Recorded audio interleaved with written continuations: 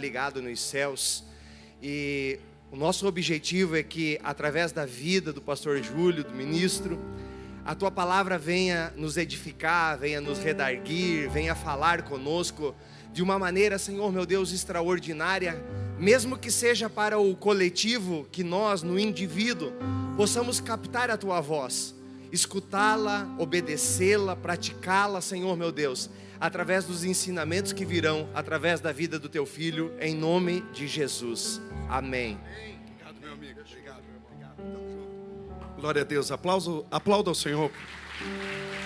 Isso, dê um forte aplauso ao Senhor, porque Ele merece. Boa noite, igreja. Paz do Senhor. Vocês estão bem? Eu estou bem também, graças a Deus. Eu quero que você abra a sua Bíblia, aproveitando que você está em pé. Lucas 15. Texto muito conhecido. Lucas capítulo de número 15. Nós vamos ler o verso de número 17. Eu quero ministrar em concordância com o pastor Tiago aqui. Talvez ele não vai entender agora, mas ele vai entender daqui a pouco. Parece que nós conversamos hoje o dia todo, mas vamos lá. Lucas 15, verso de número 17, quem achou, diga amém. E tornando em si, disse: quantos empregados do meu pai têm abundância de pão, e eu aqui pereço de fome? Levantar-me-ei, irei ter com meu pai, e dir-lhe-ei: pai, pequei contra o céu e contra ti. Já não sou digno de ser chamado seu filho. Faz-me como um dos seus empregados. E levantando-se, foi para seu pai. E quando ainda estava longe, viu seu pai e se moveu de íntima compaixão. E correndo-lhe, lançou-lhe ao pescoço e o beijou. E o filho disse: pai, pequei contra o céu e perante ti, já não sou digno de ser chamado seu filho. Mas o pai disse aos seus servos: trazei depressa a melhor roupa e vestírio, e ponde-lhe um anel na mão e sandália nos pés. Trazei o bezerro cevado, e matai-o, e comamos e alegramo-nos. Porque esse meu filho estava morto e reviveu, tinha se perdido e foi achado, e começaram a alegrar-se. E o seu filho mais velho estava no campo. Quando veio, chegou perto da casa, ouviu a música e as danças. E chamando um dos servos, perguntou-lhe que era aquilo. E ele disse: veio teu irmão, teu pai matou um bezerro cevado, porque recebeu são e salvo. Mas ele se indignou, não queria entrar. E saindo seu pai, rogava-lhe que entrasse com ele. Mas respondendo ele, disse ao pai: eis que te sirvo há tantos anos, sem nunca transgredir o teu mandamento, e nunca me deste um cabrito para alegrar-me com os meus amigos. Vindo, porém, este teu filho, que desperdiçou os teus bens com as meretrizes, matastes-lhe um bezerro cevado. E ele disse: filho, tu sempre estás comigo, todas as minhas coisas são tuas.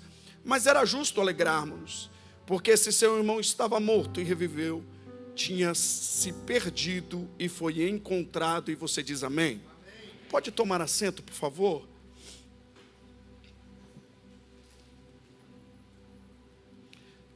Olha aqui para mim, preste bastante atenção. Eu quero tecer gratidão a Deus por estar aqui. Eu venho de uma maratona de ministrações devido a toda essa programação de carnaval. E fiquei muito feliz com tudo que Deus fez nesses dias. Fiquei um pouquinho longe. O meu maior desafio como pregador é gerar vínculo com a igreja local. Tem gente aqui que não me conhece. E eu congrego aqui há quase 5 anos. Mas sempre no final de semana eu não posso estar. Mas eu fico feliz. E sempre que eu tenho oportunidade de estar aqui ouvindo, recebendo uma porção da parte de Deus. E eu sou muito feliz por essa casa. Eu sou muito feliz por fazer parte dessa família, que é a família Quero Viver. Deus colocou no meu coração um texto para essa noite. E eu quero falar sobre a expansão do reino de Deus. Pastor Tiago foi muito cirúrgico naquilo que ele falou aqui, porque o Espírito Santo, eu estava sentado ali atrás com a minha família, e o Espírito Santo veio de encontro ao meu coração, confirmando essa mensagem. Quando nós olhamos para essa parábola, nós vemos um filho que está perdido. Esse é um texto clássico, muito conhecido, Jesus narrou em Lucas 15 3 parábolas, as 3 parábolas se convergem, as 3 parábolas se comunicam, as 3 parábolas elas se tornam única, apesar de ser 3 histórias, elas se convergem em uma só. E olhando para esse texto aqui, observando esse texto, essa história mais precisamente, nós vemos um filho que está perdido. Esse filho, ele precisa tomar uma decisão, ele precisa tomar uma decisão correta, porque a decisão errada levou ele a chegar aonde ele chegou, num chiqueiro de porcos. Ele foi apacentar os porcos. A fome era tão grande que ele precisou decidir, e essa decisão veio através de uma expressão única, narrada por Jesus, que ele caiu em si. E esse cair em si fez ele lembrar de algo, dos valores que tinham nessa casa. E eu quero falar sobre os valores dessa casa. Nós, há uns anos atrás, nós tivemos uma série maravilhosa aqui. Eu não pude ministrar, e o meu coração ficou apertado, porque aquele tema tão maravilhoso, mas eu não ministrei, mas fui tão ministrado sobre aquela série de mensagens, Casas Sobrenaturais. Aquilo foi tão maravilhoso, podemos ouvir tantos pregadores aqui, tantas mensagens que foram ministradas aos nossos corações. E eu quero falar um pouco sobre os valores dessa casa, sobre o que move esse filho a voltar para casa. Porque nós prestamos muita atenção e nós se detemos na parte que esse filho sai de casa. Quando ele toma essa decisão, uma decisão errônea, de matar o pai ainda vivo, de pedir a herança, de gastar com seus amigos, e em meio a uma decisão errada, a fome se instala. Ele poderia voltar para casa antes, mas ele toma uma decisão errada, vai procurar trabalho, e aí ele vai parar aonde foi parar. E o texto diz que ele olha para dentro de casa, e a narrativa bíblica nos ensina que ele enxerga coisas poderosas dentro de casa. Quando ele diz assim, quantos servos? Mas na verdade não foi bem isso que ele disse. Se você puder colocar para mim Lucas 15, novamente, ele olha para dentro da casa, e ele diz, quantos empregados há na casa do meu pai? Ele não olha para a casa como uma casa de servos. Ele olha para a casa como uma casa de empregados. Isso aqui me ensina muito, porque a visão dos pródigos é sempre distorcida pelo lugar em que eles estão vivendo, ou pela situação que eles estão vivendo. Eles olham para dentro da casa e não vê servos, eles veem empregados. Pessoas que estão trabalhando por um salário. Ele olha e vê empregados, mas o texto diz que ele, olhando os empregados, ele lembra do pai. E o pai está dentro dessa casa, os empregados servem esse pai, e eles têm dentro dessa casa abundância de pão. E ele diz que está ali perecendo de fome. Primeira verdade desse texto é que existe pão na casa. Os pródigos só são atraídos para uma casa que tem pão. Os pródigos só vão procurar uma casa que tem pão. Nós estamos aqui hoje porque aqui tem pão. E ele é o pão que mata a nossa fome. Ele é um pão que sacia a nossa fome.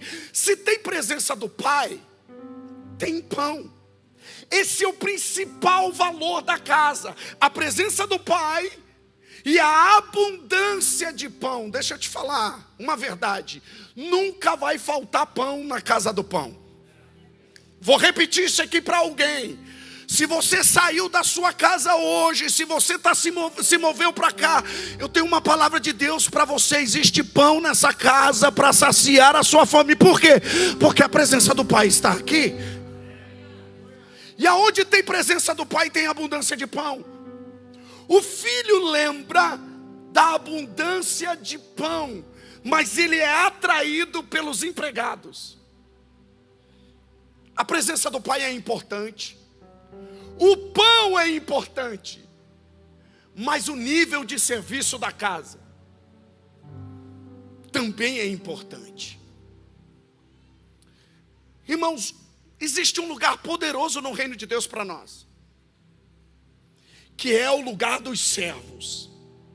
Ainda que os pródigos enxerguem eles como empregados, é o nível de serviço da casa que faz com que o filho seja atraído para ela.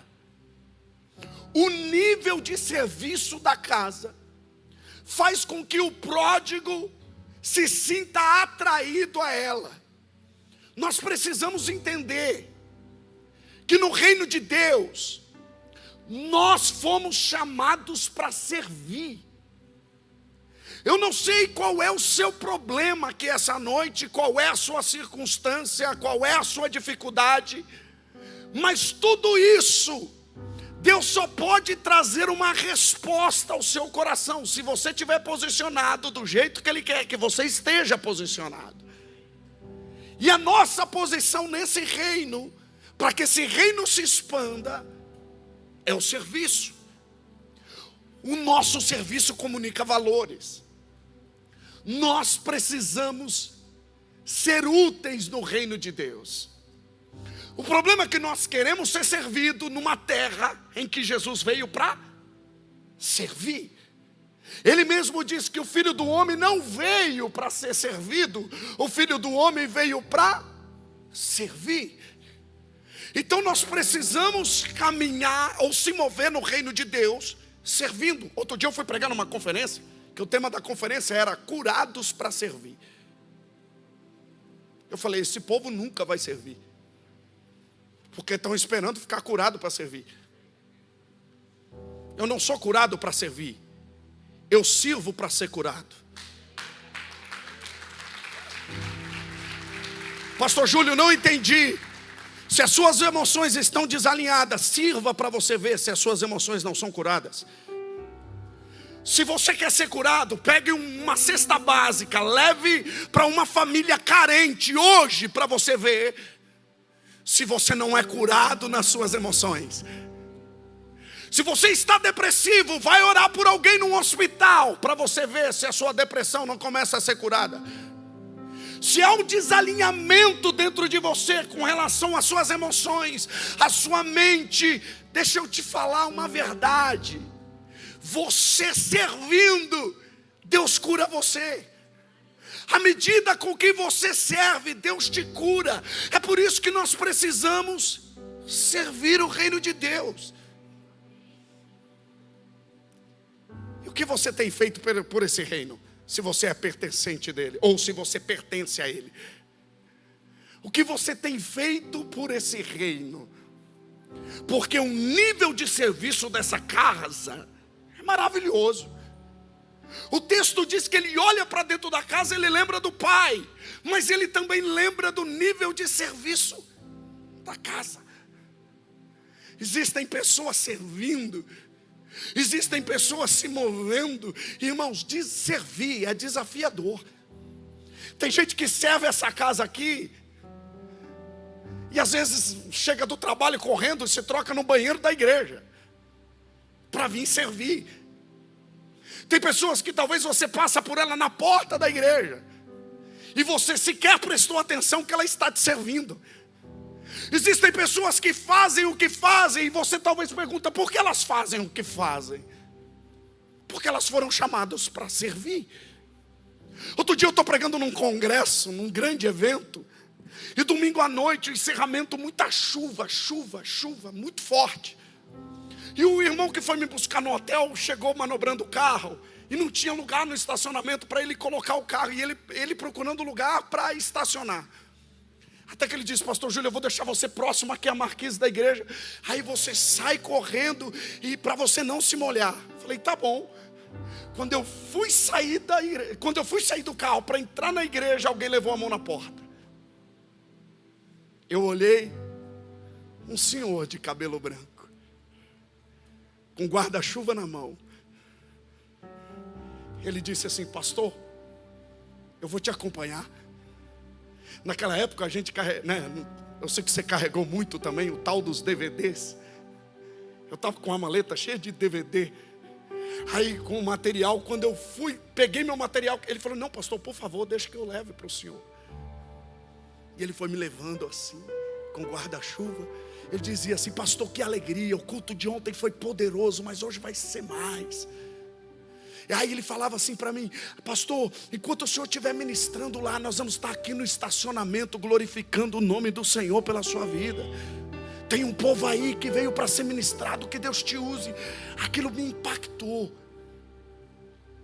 de uma tal maneira que quando ele chegou na beira, assim, debaixo da marquise, ele balançou o guarda-chuva, olhou para mim e disse assim: pastor, esse irmão vai te acompanhar até o púlpito, que Deus te use poderosamente. Aí eu cheguei, subi naquele púlpito cheio de obreiros, aquela igreja tradicional.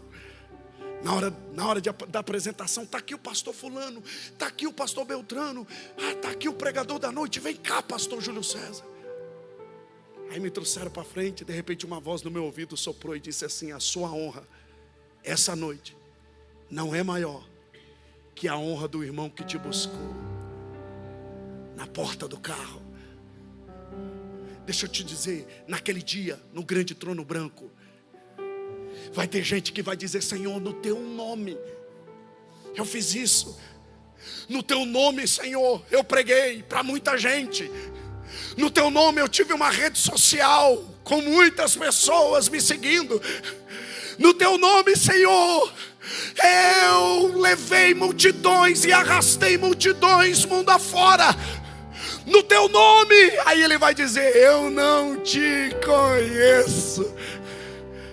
Mas vai chegar uns pequenos assim, uns anônimos, que muitos dizem, abre aspas e fecha aspas, anônimos, que nunca subiram no púlpito, que nunca pegaram o microfone, que nunca tiveram a oportunidade num auditório, mas que serviram a noiva do Cordeiro.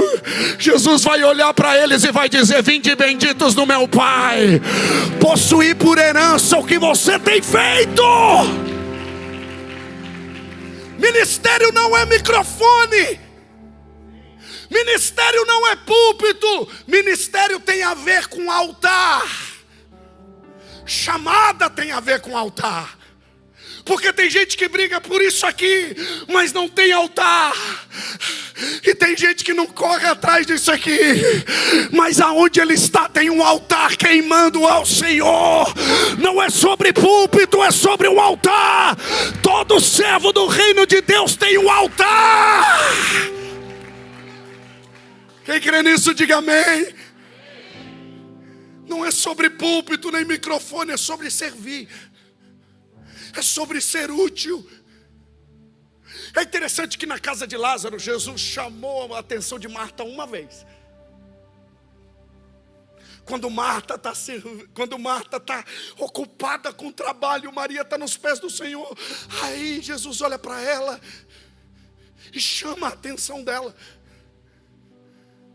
Mas a descrição ali da narrativa diz que ela estava atarefada. Ela não estava servindo. Porque tem gente que está só atarefado, ativismo, mas não está servindo. Quando Marta está servindo, Jesus não chama a atenção dela. Por quê? Porque tem gente que está muito atarefada, mas não está servindo. Pastor, qual a diferença? Quando você serve, você tem a presença dele. Quando você está só atarefado, é porque você perdeu a presença dele. Vamos olhar para o Éden. Me permita deixar esse texto num cantinho. Vem para o Éden comigo. Deus não poderia ter criado os bichinhos tudo com nome? Urso, urso. Leopardo, leopardo. Leão, leão. Tigre. Poderia ter dado uma volta com Adão e dizer: Adão, eu vou te apresentar os animais. Mas parece que é um Deus que precisa do homem. Ele olha para Adão e diz assim: Adão, vem cá. Pega um papel e uma caneta aí. Dá nome para os bichinhos para mim. Irmão, você já assistiu aquele filme do Aquaman? Adão fazia tudo aquilo. Porque não tinha morte.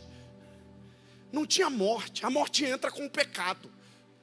Se a ciência não descobriu nem 40% do mar ainda, como que Adão fez para dar nome para os bichinhos tudo? Ó.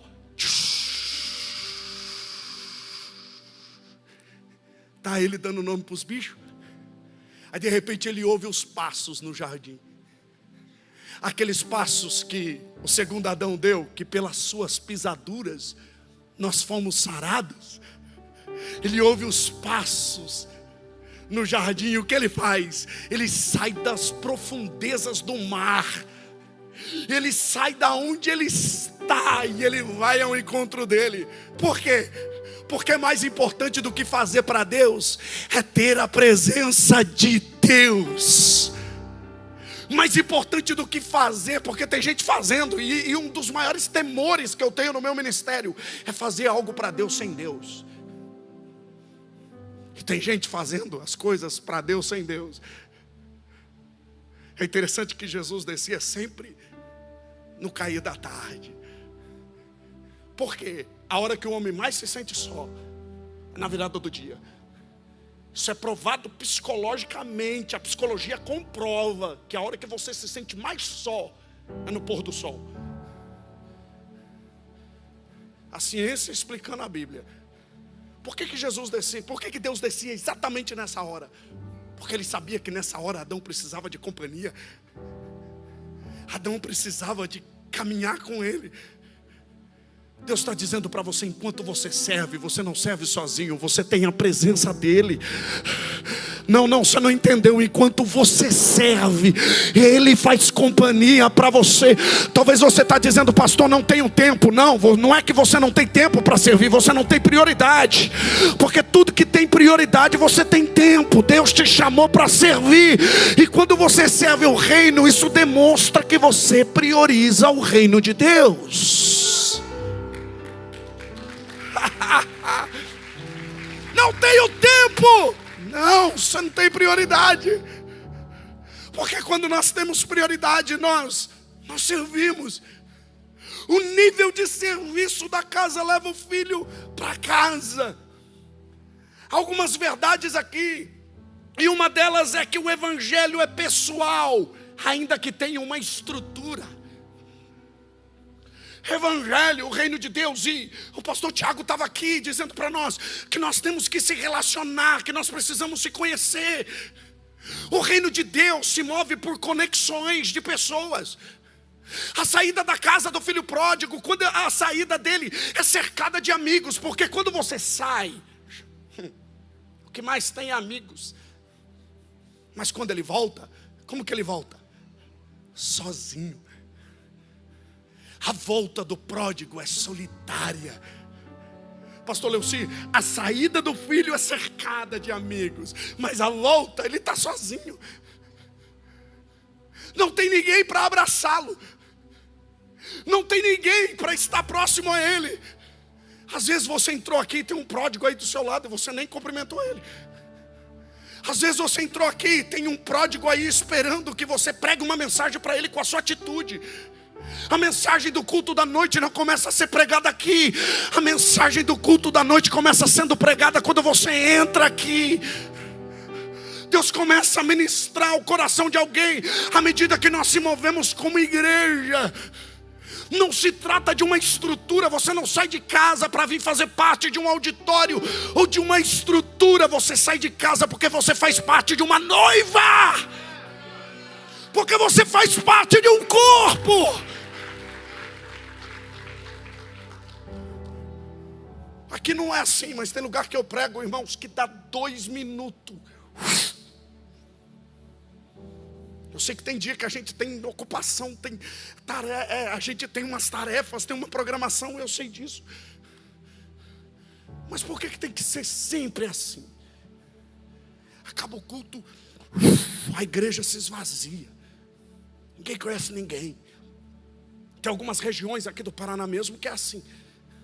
Aí você vai como, não pastor, é a cultura do lugar. Aqui o povo é mais frio, o povo é mais ruim de relacionamento. E a cultura do reino de Deus? E a cultura dos céus? A cultura dos céus se move. Irmãos, olha aqui, a sua bênção pode estar não numa palavra liberada pelo pregador da noite, pode estar numa palavra liberada sobre a vida, da vida de alguém que está sentado do seu lado aí. Às vezes um milagre que você precisa está na vida de alguém que está do seu lado. Às vezes o que você veio buscar aqui essa noite, porque não, por mais que a gente diga que aqui não é lugar de buscar, aqui é lugar de entregar, mas a gente sempre se move por uma busca.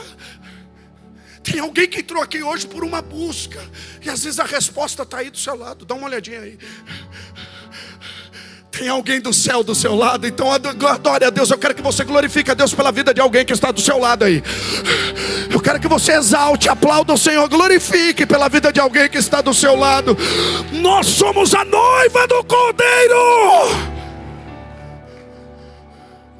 Suporte esse irmão aí, porque você vai passar a eternidade com ele. Suporte ele. Vira para ele e diga assim: me suporte, porque nós vamos estar juntos na eternidade. Me suporte, porque nós vamos voar nas asas do Espírito. Me suporte, porque nós vamos andar nas carruagens de fogo. Me suporte, porque nós vamos morar nas regiões celestiais. Me suporte, porque nós faremos parte de um novo céu e de uma nova terra, da nova Jerusalém que vai descer do céu. Me suporte. Aleluia. Existe uma estrutura, mas o evangelho é pessoal. E servir é fortalecer as conexões. Fora da casa do Pai, as conexões é por conveniência. Mas dentro da casa do Pai, as conexões é na mesa. Existe uma mesa. E na mesa dele nós somos todos iguais. Irmãos, me perdoe, eu prego muito igreja tradicional, eu amo pregar lá. Eu coloco um terno e gravata bem bonitinho, faço a barba e vou cheirosinho. Mas eu amo sentar aqui com os irmãos. Nada contra as igrejas que colocam os obreiros no púlpito, nada contra, mas eu amo estar. Não, sabe por quê? Não existe privilégio no reino de Deus. Não existe maior nem menor. Existe propósito diferente, mas o destino é o mesmo. Nós estamos indo para o mesmo lugar. Não é porque eu sou pastor, porque eu sou pastor. Outro dia começa a vir umas coisas na memória, Queiroga. Estou sentado do lado de um pastor. Aí o pastor pega a igreja lotada, os obreiros lá embaixo não dando conta de cuidar do povo. De repente ele olha para um presbítero que está do lado e fala assim: presbítero, desce lá ajudar os obreiros. Eu falei assim: não, pastor, eu sou presbítero. Eu falei: eu vou tirar minha cinta. Não, irmão, tem jeito.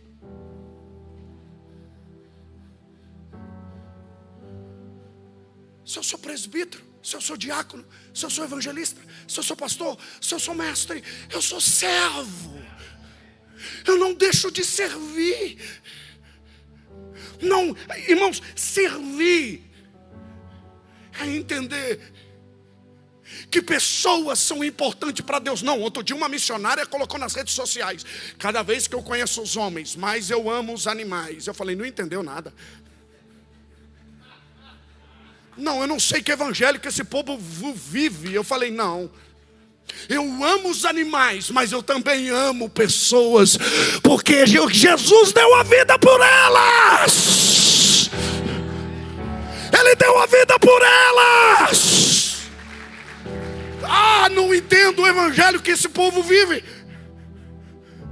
Servir é fortalecer as conexões. Nós estamos juntos, nós caminhamos juntos.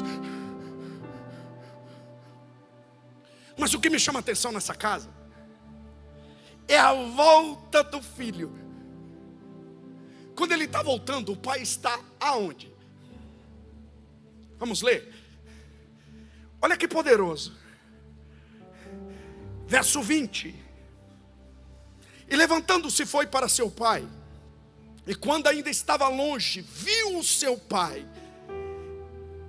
E se moveu de íntima compaixão, e correndo lançou-se, levantando-se foi para seu pai. E quando ainda estava longe, viu seu pai, e se moveu de íntima compaixão. Esse viu aqui não é a visão do filho pródigo, é a visão do pai.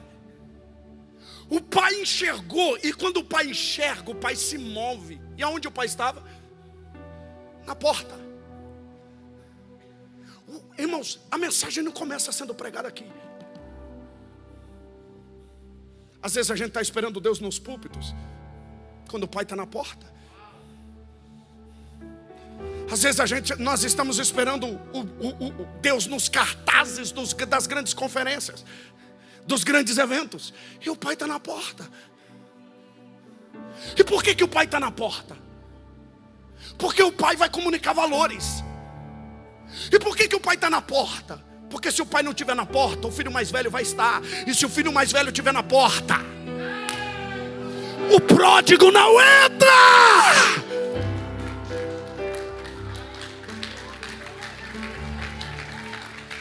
Não, faça com força, faça com força. Porque tem lugares por aí que o pai não está mais na porta, mas é o filho mais velho. É ele que está dizendo quem entra e quem sai. É ele quem fica na porta dizendo: aqui você não entra. Sabe o que mexe comigo? É Jesus curando um homem da mão mirrada dentro de uma sinagoga. Como que aquele camarada entrou? Se ficava um sacerdote na porta da sinagoga, olhando as pessoas, porque aleijado não podia entrar. Na sinagoga só entravam os perfeitos. Aí de repente Jesus é poderoso. Não era o sacerdote que estava, era ele que estava na porta. E quando ele está na porta, até o homem da mão mirrada entra. Aqui não é lugar de gente perfeita. Se você está procurando gente perfeita, vai para o budismo, vai para Sechonoye. No reino de Deus é lugar de gente imperfeita. Aleluia. Eu não entendo lugares por aí que quem decide quem ceia é o irmão mais velho, que quem decide quem batiza é o irmão mais velho. Irmãos, a síndrome do irmão mais velho. Porque o irmão mais velho sempre se incomoda com a festa que estão fazendo na casa. Irmão mais velho não suporta música, não suporta festa, não suporta celebração. Ele se incomoda com o que está movendo dentro da casa. Agora o pai ocupa o lugar. Para ele não. Irmãos, deixa eu te dizer, nessa casa não tem espaço para irmão mais velho. Aqui só tem espaço para os pródigos. E nós vamos celebrar eles. Nós vamos celebrar. Eu quero liberar uma palavra profética aqui. Eu sou profeta de Deus essa noite. Eu profetizo em nome de Jesus uma grande colheita de almas nos próximos anos. Essa casa de oração ainda tem nela um propósito que está de pé. Quem pode adorar ao Senhor? Quem pode glorificar? Quem pode exaltá-lo essa noite? Aleluia! Aleluia! Como que o pai comunica valores? O texto diz que ele se move de íntima compaixão. O que move o pai é a compaixão. O que o pai poderia ter feito? Você tem coragem de voltar para casa depois de pedir a herança, depois de fazer o que você fez? Você tem coragem? Mas o pai que está na porta é um pai que não aponta o dedo, é um pai que abraça, é um pai que... Irmãos, o filho pródigo estava vindo da onde? Pensa comigo. Do meio dos porcos. Como que ele estava? Maltrapilho? Fétido? Mal cheiroso, num estado degradante. E o que o pai faz? O pai se move e o abraça. E quando o pai abraça, Não é o mau cheiro do filho pródigo que contamina o pai, é o perfume do pai.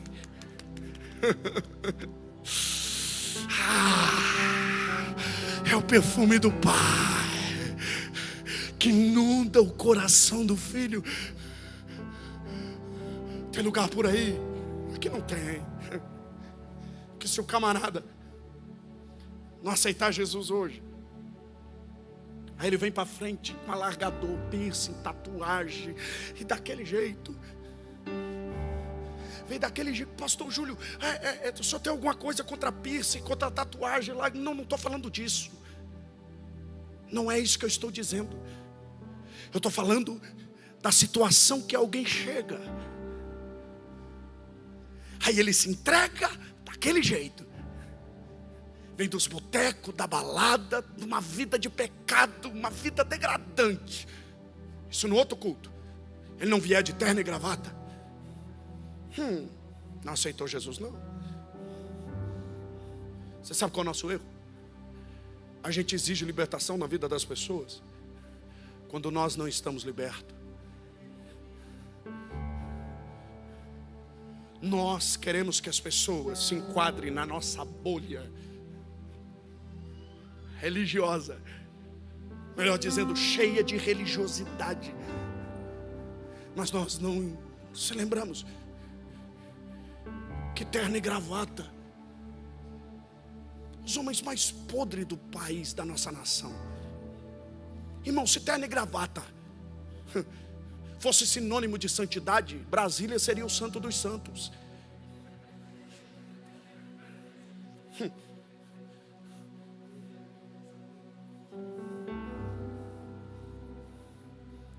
Não é sobre a transformação aqui, é sobre uma transformação que começa aqui. E o reino de Deus se move da onde? De dentro para fora. Quem convence o pecador não é a igreja. Quem convence o pecador não sou eu. Quem convence o pecador não é você. Quem convence o pecador do seu pecado é o Espírito Santo do Senhor. Quem crê nisso, diga amém. O Pai comunica valores. O Pai está na porta, restabelecendo o Filho. O Pai está se movendo de íntima compaixão. Ele corre, lança-lhe o pescoço e o beija. Quanto mais difícil, irmãos, quanto mais difícil dar amor a alguém, mais nós devemos amar. Quanto mais nós olharmos alguém, enxergar, não tem mais jeito, mas nós devemos acreditar com os olhos de Deus que é possível. Porque tem pessoas que você olhou e disse não tem mais jeito, que Deus olhou e falou eu apostei nele e acabou. Nós precisamos olhar com os olhos de Barnabé. Você sabe o que eu tenho pedido para a igreja, Gabriel? Que Deus levante Barnabé no meio da igreja. Paulo estava esquecido, costurando tenda há mais de 15 anos. Um movimento aconteceu na igreja de Antioquia. A igreja estava cheia da presença do Senhor, um movimento de um avivamento, mas os discípulos não acreditaram. Pedro não acreditou no avivamento de Antioquia, tanto que ele chamou Barnabé. Você sabe quem era Barnabé? Barnabé é aquele irmão que gosta de, acaba o culto, ele vai arrumar as cadeiras da igreja. Barnabé é aquele irmão que gosta de ficar lá no estacionamento. Barnabé não é pregador, não é evangelista. Barnabé sabe o lugar dele. Aí de repente vem Pedro e fala assim, Pedro chega nele e fala, Barnabé, vai pregar lá, vai lá, ver o que movimento está acontecendo em Antioquia. Barnabé vai, chega lá, ele vê a igreja numa explosão. Ele falou, está faltando alguém aqui. E ele lembra que tinha um homem que Deus falou que ia usá-lo muito. E ele vai para Damasco. Chega lá na casa de Paulo, bate na porta da casa do apóstolo. E o Paulo está esquecido pela igreja. Mais de 15 anos costurando tenda, na profissão que ele tinha herdado do pai. Imagina o Barnabé chegando nele dizendo assim, ei Paulo, tem mensagem aí? Ô Barnabé, Eu estou há 15 anos com os sermões aqui, tudo guardadinho. Meu iPad está lotado de mensagem. Então vem comigo, porque tem um lugar que precisa de você. Eu imagino Paulo pregando e Barnabé louvando a Deus, servindo a multidão. Sabe por quê? Tem um lugar para você no reino de Deus. E o homem mais feliz da terra é aquele que encontrou o seu lugar no reino de Deus. Aleluia. Por quê? Porque sempre tem um Barnabé para posicionar você no seu propósito. E eu tenho pedido, Senhor, levante Barnabé, que vai ser plataforma para aqueles que vão ser lançados mais longe do que nós. Porque tem época que Deus nos usa como arco, tem época que Deus nos usa como flecha, e tem época que Deus nos usa como plataforma, dizendo: ó, vai que eu estou aqui orando por você, prega que eu estou aqui orando por você, deixa Deus te usar. Uma casa, um reino em expansão, é um reino onde não tem vaidade, onde não tem briga de ego, de quem toca mais, de quem canta mais, de quem prega mais. Não é sobre isso.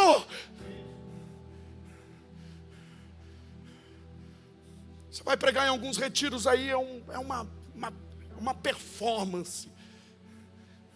Quem toca mais, qual baterista é o melhor, qual é o músico melhor. Irmãos, isso tudo é talento, é maravilhoso. Mas tem gente que nunca pisou numa igreja e é tão talentosa quanto a gente. Você olha para os The Voices da vida, tanta gente talentosa, mas o reino não aplaude talento. O reino aplaude servos. Pessoas que dizem assim: vai, deixa Deus te usar.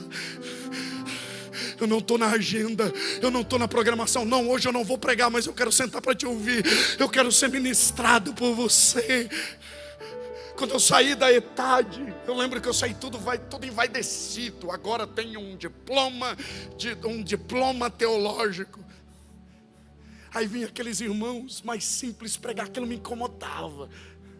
Os irmãos com aquele português. Aí subia a irmã do coque, falava: não dá. Essa é a geração que mais tem. Irmãos, os grandes pregadores, parece que foi reservado para essa geração. Nós tivemos grandes pregadores. Os nossos pais, tivemos tantos grandes pregadores, mas a nossa geração nunca, parece que tem cardápio no YouTube. Você coloca o tema e escolhe o pregador que você quer. Nunca tivemos tantas mensagens, mas nunca tivemos tantas pessoas fora da sua posição no reino de Deus. Porque o que gera uma bomba atômica no inferno não é o quanto de mensagem eu ouço, é o quanto do reino de Deus eu entendo. Quanto mais entendimento é gerado, mais posicionamento, ou mais posicionado nós estamos. Quanto mais entendemos o que Deus tem para fazer nas nossas vidas, mais posicionado nós estamos. Quanto mais nós entendemos, mais nós temos o prazer de servir. Porque às vezes você vem aqui preocupado com o seu problema, parece que Deus tem que ser o seu mordomo. Você entra aqui, é como se Deus fosse obrigado a te dar resposta todos os dias. Mas talvez você não olhou para o seu lado e viu alguém com problema pior que o seu. Talvez você entrou aqui essa noite achando que acabou, e Deus está dizendo para você: eu ainda estou escrevendo a sua história. Por que você está preocupado? Sirva enquanto você serve, Deus cuida de tudo para você. Deixa eu te dizer, cuide daquilo que é importante para Deus, que Deus cuida daquilo que é importante para você. Cuide daquilo que é importante para Deus, que Deus cuida daquilo que é importante para você. Servir é cuidar daquilo que é importante para Ele. A sua demanda não é urgente, a urgência do reino é maior do que a sua petição essa noite aqui. Jesus não tinha necessidade. Como judeu não precisava entrar em Samaria. Como mestre não tinha por que ele entrar lá. Mas aquele texto que diz assim, e era necessário passar por Samaria, me confronta. Porque o reino, Queiroga, tem necessidade. E nós somos a resposta para a necessidade do reino. Eu vou repetir isso aqui. Você é a resposta para a necessidade do reino. Eu prego para pessoas aqui que enterraram o seu chamado. Eu prego para pessoas aqui que Deus te confiou algo poderoso e você parou. Eu prego para pessoas aqui que foram chamadas para algo grandioso, mas as circunstâncias da vida fez com que você enterrasse o seu talento. E hoje você entrou aqui dizendo: Deus, eu preciso de algo. E Deus está te dizendo: eu estou liberando sobre a sua vida. A sua necessidade hoje não é maior que a necessidade do reino. A sua busca não é maior do que a busca do céu. Ou você acha que o céu não busca? O céu busca. Isaías entendeu a pergunta do céu quando ele ouviu: a quem enviarei? A quem há de ir por nós? Isaías posicionou e disse: eis-me aqui. Maria ouviu a busca do céu quando ela respondeu: eis aqui a serva do Senhor, cumpra-se em mim segundo o seu propósito. O que você tem feito pelo reino? Essa é uma mensagem para te confrontar essa noite. Ou você veio aqui buscando um milagre? Irmão, sirva, que Deus cuida de... Não, o milagre já está pronto. Ele vai te dar acesso enquanto você serve. Quem quer nisso, diga amém. Aleluia. Eu sabia que seria uma palavra de confronto. Eu sabia que seria uma palavra de posicionamento. O pai tem expectativa. Eu já caminho para encerrar. O pai tem expectativa. O pai está na porta vendo. Por que o pai está vendo? Porque o pai está se movendo com a expectativa do reino. Irmãos, nós não podemos entrar aqui sem expectativa do que Deus vai fazer. Nós precisamos aumentar o nosso nível de expectativa. O reino não se move por ansiedade. O reino se move por expectativas. E a expectativa faz a gente preparar a casa. Quando você vai receber um convidado especial, o que você faz? A sua expectativa faz você fazer o quê? Se mover. Você vai preparar a casa para recebê-lo. Você vai preparar, você vai ver a casa, o quarto do hóspede, você vai ver a mesa, você vai ver tudo certinho, você vai pegar, falar para o seu esposo, vai para o mercado, vai fazer compra. E por quê? Porque você tem expectativa. Quem está chegando é importante. O pai tem expectativa. E ele sabe que quem vai voltar é importante. E esse pai sabe que o filho volta. Porque filho que é filho sempre volta. Porque esse pai mandou matar um bezerro. Esse pai não mandou matar um cabrito. Quem gosta de cabrito é filho mais velho. O pai mandou preparar um bezerro. Você sabe o que é bezerro de ceva? É bezerro de engorda. Eu imagino que o dia que o pai repartiu a herança, quando ele sai da porta de casa, o pai olha e diz assim: separa um bezerro aí, coloca para engordar. O pastor Claudivan sabe melhor disso do que eu. Coloca esse bezerro para engordar. Por quê? Porque ele volta. Ele vai voltar. E quando o filho volta, existe um bezerro preparado. Irmãos, olha aqui, nós precisamos fazer festa. Precisamos ser uma casa que celebra. O que o reino está fazendo precisa ser celebrado. Eu tenho dificuldade com gente que chega no trabalho. Você viu lá quem morreu? Você viu lá quantas pessoas? A polícia. Irmão, não é sobre isso. É sobre chegar no trabalho na segunda-feira e dizer: aleluia, você não sabe quantas pessoas Jesus salvou. Eu vou te dizer, lá na igreja que eu congrego, 10, 15, 20 pessoas. Quem está posicionado no reino não carrega uma palavra de morte. Quem está posicionado no reino sempre tem uma palavra de vida. É sobre vida. É sobre vida. Celebre, porque nós temos expectativa. E qual é a sua expectativa? Seu filho está perdido, mãe. Você tem expectativa que Deus pode salvar ele?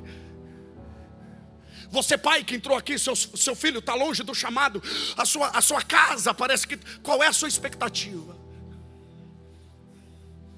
Você que entrou aqui hoje pedindo para Deus uma direção, qual é a sua expectativa?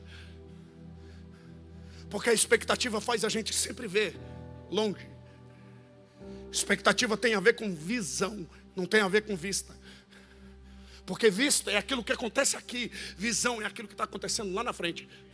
E o reino de Deus está se movendo para um lugar. E eu gosto daquela frase, eu amo, não fique de fora daquilo que Deus está fazendo. Não fique de fora daquilo que Deus está dizendo para alguém aqui. Hoje você volta a pegar o cajado que você abandonou. Hoje, pregador, você vai voltar a desengavetar as mensagens que você engavetou. Hoje você que diz, quando eu aposentar, eu vou fazer a obra de Deus, a aposentadoria, Deus chegou e Deus está dizendo, cadê você? Porque é sempre assim, quando eu acontecer isso, eu vou fazer, e Deus está dizendo, faz, que eu faço acontecer. O reino de Deus está recrutando militantes nesses dias. Porque existe uma guerra acontecendo nesse exato momento, aonde estão recrutando também militantes. E nós não fomos chamados para guerrear as guerras terrenas. Eu tenho dificuldade com pessoas que ficam debatendo ideologias nas redes sociais. Não, eu entrei por esse caminho até que um dia o Espírito Santo falou, para. Podemos ter o nosso posicionamento político, mas perder tempo militando por uma causa. Se você olhar para a extrema direita, você vai ver uma ideologia falível. Se você olhar para a esquerda, para a extrema esquerda, para onde você olha, nada fica de pé. Se você olhar para o capitalismo, você vai ver ruínas. Se você olhar, aleluia, se você olhar para tudo que a esquerda prega, você vai ver ruínas. Mas quando você olha para o reino de Deus, você vê os fundamentos bem alicerçados. E ele diz assim, esta é a minha igreja, e eu estou edificando ela, e as portas do inferno, aleluia. Stalin não profetizou o que ele profetizou, o fascismo não profetizou o que ele profetizou, o marxismo não profetizou o que ele profetizou, mas é a profecia que ele liberou sobre nós, está de pé. Tem alguém comigo nessa mensagem? Tem alguém comigo nessa mensagem? Eu encerro agora de fato. Olhe para mim o verso, coloca para mim o verso de número 18 de Lucas 15. É o último texto que eu vou ler. Lucas 15, verso de número 18. Desculpa. Aleluia. 22. Lucas 15, verso de número 22. Mas o pai disse aos seus servos: trazei depressa a melhor roupa e vestilho, e ponde-lhe um anel na mão e sandália nos pés. Olha para esse texto que eu vou fazer você enxergar, talvez de uma maneira que você nunca viu. Porque a gente canta que ele pôs um anel no nosso dedo. Mas olha para o texto. Quem que coloca na mão do filho pródigo o anel? O servo. Quem que coloca as sandálias? Os servos. Quem coloca a roupa? Os servos. O pai não é deixa eu te falar, não está na mão do pai o que os pródigos vão receber. Está na mão dos servos. O problema é que nós estamos esperando o pai fazer aquilo que o pai está dizendo. Trazei. Nós que vamos entregar aos pródigos aquilo que é deles por direito. Nós que vamos devolver para eles o que é deles por direito. O pai diz: trazei-mo. Aí o pai diz assim: vestilho, coloque a melhor roupa. Vestilho, ponde-lhe um anel na mão, sandálias nos pés. Essa missão é de quem? É de Deus. É nossa. É nossa. Irmãos, eu estou pregando sobre reino aqui. Talvez se eu estivesse pregando uma mensagem aqui que Deus vai te dar, receba e toma posse, aquelas mensagens triunfalistas, talvez isso aqui estava de cabeça para baixo. Mas pregar sobre reino é assim. Pregar a mensagem do reino é assim. São poucos que compreendem. A multidão não entende a mensagem do reino. A mensagem do reino é para os discípulos, porque a eles foi dado o poder de compreender as verdades do reino. Irmãos, está com a gente, está com você. O crente mais humilde aqui hoje, o cristão mais humilde aqui hoje, tem algo para oferecer para os pródigos. E aquele que mais trabalha para o reino aqui hoje, quero ver se é macho para bater no peito e dizer: eu faço muito para Deus, trabalho muito para Deus. Se o seu sentimento não é de dívida, você está fora do reino. Porque no reino de Deus o nosso sentimento tem que ser sempre: preciso fazer mais, preciso servir mais. Eu não consigo entender alguém que diz que vive o reino de Deus e os vizinhos não sabem que ali mora alguém que serve ao Senhor. C.S. Lewis, se não me engano, escreveu que se o Senhor estiver na nossa casa, os vizinhos vão perceber. E tem gente que é assim. Os nossos pais saíam de casa, né? Saíam convidando as pessoas na rua. Quantas vezes eu vi irmãs indo para o culto do círculo de oração, o culto das mulheres, com aquela pasta enorme aqui para cantar no coral. Essa cena é clássica, maravilhosa. Estou vendo minha avó, passava na rua, e eu afastado dos caminhos do Senhor, muitos dias sem ir para a igreja. Ela falava: Júlio, para onde você vai, filho? O endereço da igreja é para lá. Eu via ela, eu cortava caminho, eu falava: não posso passar perto da avó, que ela vai me ver. A gente não vinha para igrejas, não. A gente gostava de fazer propaganda de estar na igreja. Tem gente que não compartilha nem a mensagem da noite nas redes sociais. Não compartilha nem aquela mensagem que mais falou com ele no culto à noite. Ele não compartilha, ele não manda um link no grupo e diz: olha aqui o que Deus está fazendo. Não, você precisa ouvir essa mensagem que meu pastor pregou. Você precisa ouvir essa mensagem que o pastor lá da nossa igreja. Você precisa ouvir essa mensagem que o pastor fulano pregou. Essa mensagem falou tanto comigo que eu tenho certeza que vai falar com você. Hoje em dia parece que o Deus é para mim. É um reino exclusivista. Para mim e por mim. Eu sei que essa palavra falou muito ao seu coração hoje. É uma mensagem que nos posiciona. Porque o Pai está dizendo para nós hoje: trazei. E o que você tem para oferecer para Deus essa noite? O que você tem para oferecer para um pródigo essa noite? Fica de pé.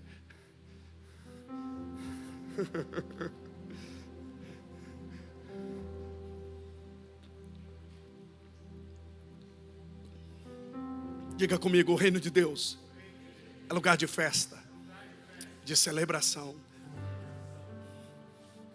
Aonde estão os missionários? Missionários da última hora. Os campos estão brancos. Aonde estão os pregadores da última hora? Cadê os mensageiros? Será que eles estão com as suas mensagens engavetadas? Cadê aquelas pessoas que vão ser usadas por Deus para resgatar os pródigos da sua família? Olha para dentro da sua casa, quantos pródigos que você poderia alcançar no churrasco, que você poderia alcançar na confraternização, na festa da sua família. Eu quero pregar para alguém, eu quero fazer 2 convites. O primeiro convite é para alguém que tem um chamado de Deus grandioso. Deus te apontou, liberou promessas na sua vida enorme, grandioso, mas por algum motivo você parou. E essa mensagem foi como flecha no seu coração. Você tem coragem de sair do seu lugar e vir aqui que eu quero orar por você? Você sente Deus te chamando hoje para algo, para uma movimentação diferente, para uma entrega maior. Você que Deus falou que ia te usar, e você hoje está perdido nesse propósito, nesse chamado. Eu sei o que eu estou pregando aqui. Para algumas pessoas aqui é uma mensagem que vai só te edificar, mas para alguém aqui é transformação. Para algumas pessoas aqui é transformação. Cadê você? Cadê você? Cadê você que Deus está te chamando para servir? Cadê você que abandonou? E Deus está te chamando hoje para se ocupar com o reino de Deus. Há um recrutamento no reino de Deus essa noite. Eu não sei. A casa do filho pródigo está te chamando. Talvez você está dizendo: pastor, eu não tenho dinheiro. Pastor, eu não tenho recurso. Deus está dizendo: eu te coloquei um chamado. O recurso eu vou prover. Eu vou preparar o recurso para você. Aleluia. Cadê os pastores da última hora? Cadê os pregadores da última hora? Cadê os missionários da última hora? Será que precisamos de conferências de missões? De um cartaz missionário para que os missionários despertem?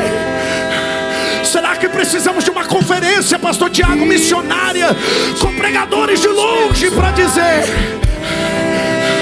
a seara é grande, mas são poucos os ceifeiros. E existe uma palavra, pastor Tiago, sobre essa casa, de missionários que vão ser mandados para as nações. Essa não é só uma igreja, é uma base missionária que Deus plantou em Foz do Iguaçu. Eu estou cheio de Deus aqui.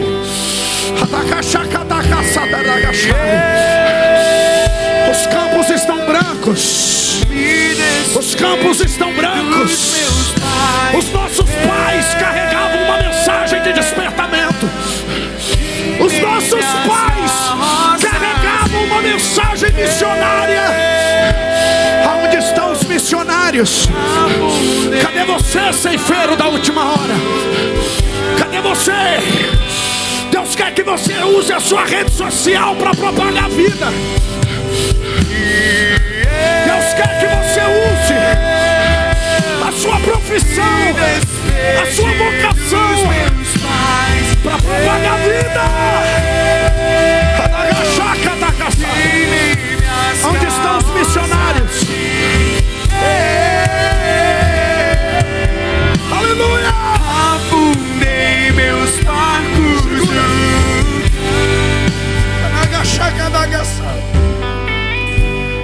Sabe por que a gente foge do chamado? Porque o chamado custa. Chamado tem a ver com renúncia. Não, o chamado tem a ver com negar a si mesmo.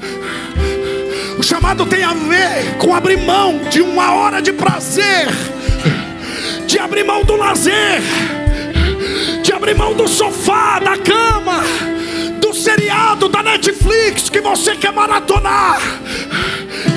Mas tem uma chama queimando no seu peito. Tem ensaio do grupo de louvor. E é uma briga nessas horas. Eu preciso ir, mas o desejo é de ficar. Tem programação na igreja. Eu quero que todos os voluntários dessa casa venham aqui à frente. Eu quero orar por vocês. Só fica os irmãos do estacionamento. Todos os voluntários dessa casa venham aqui à frente. Essa é minha segunda oração. Pastores, líderes, se você crê no que eu estou pregando aqui, saia do seu lugar. Os voluntários dessa casa, você que serve a Deus, você que tem se disposto a servir o reino do Senhor e crê no que Deus está derramando aqui, sai do seu lugar e venha. Eu quero ministrar sobre você. Eu sei que é difícil conciliar o trabalho, a vida nessa terra, a demanda com a obra de Deus. Eu sei que é difícil, pastor Claudivan. O nosso corpo quer descansar, a nossa programação, mas existe uma necessidade do reino. E era necessário passar por Samaria. Existe uma necessidade do reino. Trazer para os pródigos o anel, a sandália. Está nas suas mãos, voluntários. Está na sua mão, você que tem o chamado. Feche seus olhos que eu quero ministrar sobre você. Aonde tem desânimo, eu repreendo todo desânimo agora. Aonde tem o desânimo, eu repreendo o desânimo. Aleluia.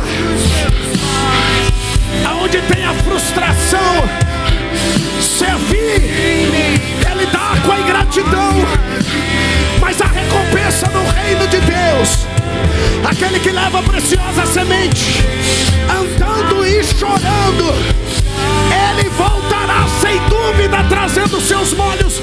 Existe uma recompensa. Libera a recompensa essa noite aqui, Senhor. Libera a recompensa sobre a vida dos seus filhos.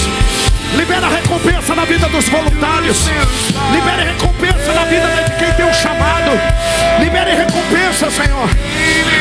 Tira toda a fadiga, todo o cansaço mental, físico, espiritual, todo o desânimo. Nós repreendemos. E que o nível de serviço dessa casa aumente, para que os pródigos possam se achegar, que eles encontrem abraços, que eles encontrem carinhos, que eles encontrem afago, que eles encontrem não filhos mais velhos, que eles encontrem abraços. Nós não aceitamos pecado, nós pregamos contra o pecado, nós pregamos arrependimento, mas nós não vamos deixar de abraçar os pródigos, nós não vamos deixar de abraçar. Prepara, Senhor, a tua noiva. O Senhor tem uma palavra sobre o ministério, eu quero viver. O Senhor deu, aleluia, aleluia. O Senhor deu essa igreja para essa cidade. O Senhor não dá uma cidade para uma igreja, mas o Senhor dá essa igreja para a cidade. E essa igreja foi plantada para abençoar essa cidade. Nas madrugadas, nas manhãs, nas ruas, nas praças, nas vielas. Só quem pode adorar, adore. Adore.